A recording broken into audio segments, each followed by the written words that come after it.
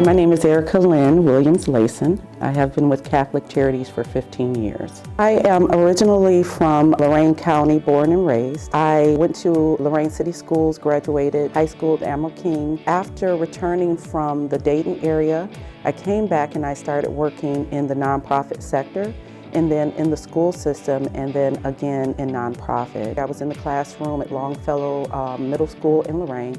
Summer break hit and I had major surgery. I had a woman from Catholic Charities call me because my name was given to her by a friend, a colleague that I once had, about parent mentoring. And so she called and she asked me to come in and interview. I explained to her at the time that I hadn't been released to begin working again from my doctors. However, she said that was fine.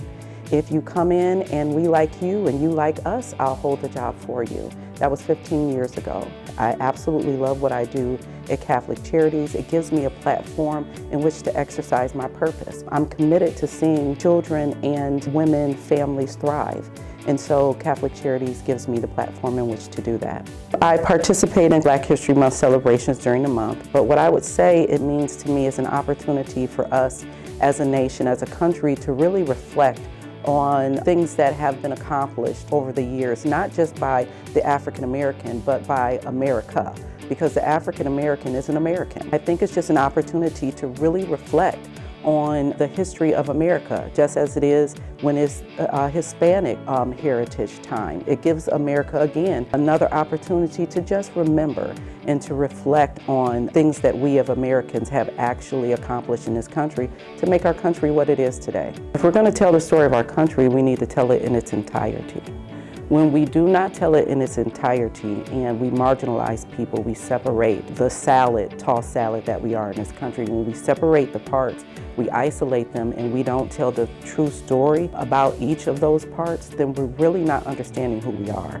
And if you don't know who you are, then you're bound to put yourself in a place where you're not at your fullest or at your best. What African Americans have done in this country, what we are still doing in this country, definitely needs to be told. But instead of looking at it like in 28 days, educate yourselves as much as possible or share as much as possible, it needs to be in our history books the same way any other nationality is in our history books. The story of America, again, is incomplete without understanding that the people who built America didn't all look the same. African Americans are foundational to this country. There is not a United States today the way the United States is today without the African in America. And so I would say that individuals need to educate themselves because it's the benefit of all of us to really know who we are as America. Dare to look at any situation through somebody else's lens. If we're only looking through our own lens, then our opinion is formed on limited information. And so to continue to push further, we've got to be able to absorb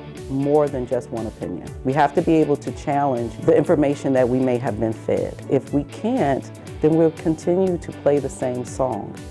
Get a new record, play something else on the radio. Look at situations through somebody else's lens.